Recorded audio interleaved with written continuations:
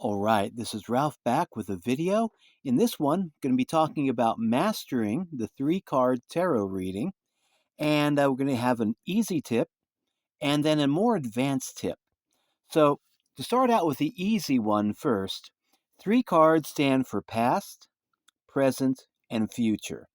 And so you can look at the cards and you can say that this represents the past of the situation, this is the present, this is your future outcome.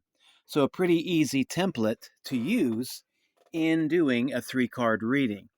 Now, where a lot of beginners in tarot will fall down is that they will give a broken up reading. Like, say, for example, somebody comes to you, wants to know about their finances, and the pentacles come up. Okay, great. That's great right there. But the mistake that a lot of readers will make is that they'll look at it and they'll say, okay, the past, you've had money problems. You've been hanging on tight to money and things have been tough. The present, right now, things are going good for you. So, yeah, congratulations. Your troubles are behind you. And then the Two of Swords card, they might say something like, there's going to be a choice to be made in the future, and we don't know what that choice is. So, hey, that'll be 25 bucks for the reading. Thank you very much. That's could be perceived as a good reading, but actually, you need to make these cards come together to tell a story. And that is the advanced tip that I want to give. See beyond the past, present, future format of the three card reading. Instead, allow these cards to tell a story, allow them to talk to one another, as it were, in regards to the question at hand. For example, again, if the client comes to you with a question about money, okay, what it was my energy for making money? How can I make more money? Something like that. You can take a look at these three cards, and instead of seeing them as past, present, and future, ask yourself, what story is this guy telling you? What story is this guy telling you? How do these two stories relate to one another? And then finally, what's the story of this woman with two swords? Yeah, the Two of Swords. What does she have to add to the story? And how does it relate to these other two chapters? And that's a more advanced way that we can look at a three card reading. Instead of just past, present, and future, which is an excellent way to start reading three cards, by the way, you can look at these as three different chapters and all connected, all interrelated. So instead of doing it like a strict past, present, and future, looking at them as three different parts of a story, we could read the cards something like this.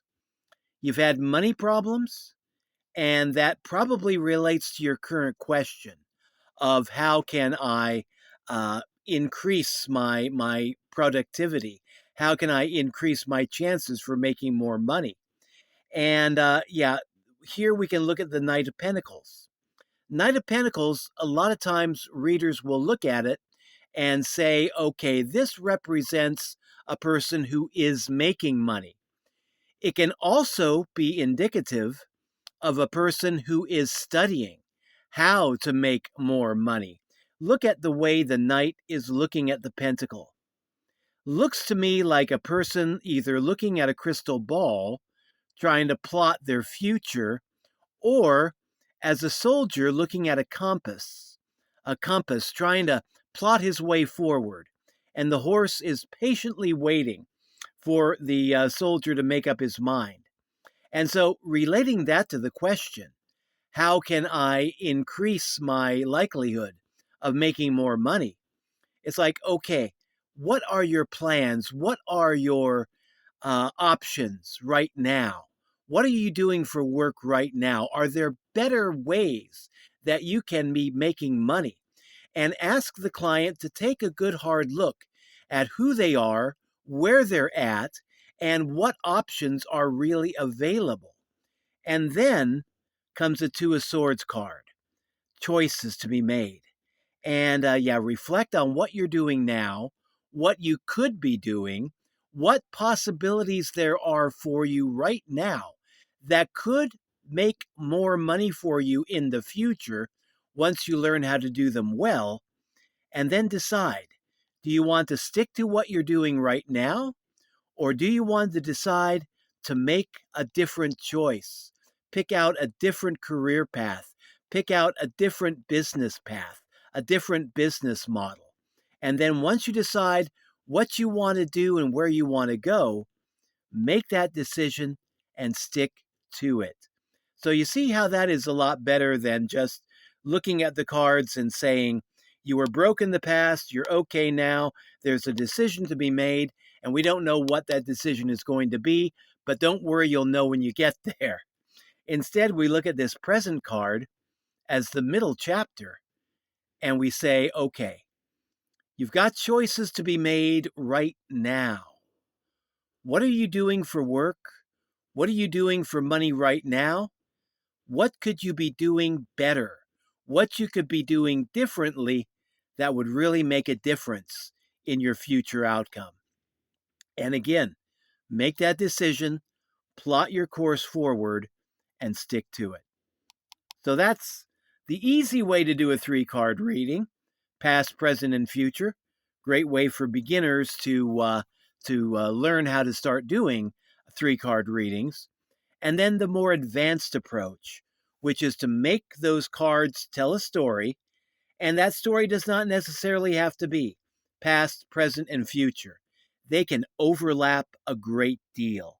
Just make those cards tell an interlocking, interrelated story and have it pertain to the question at hand. And I think using that method, we end up giving our clients better advice than just a strict past, present, and future reading. So I hope you found some value in that. This is Ralph signing out.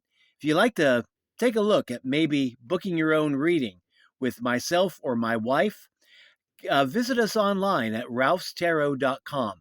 Until later, this is Ralph signing out. Have a good one. We'll chat later. Bye-bye.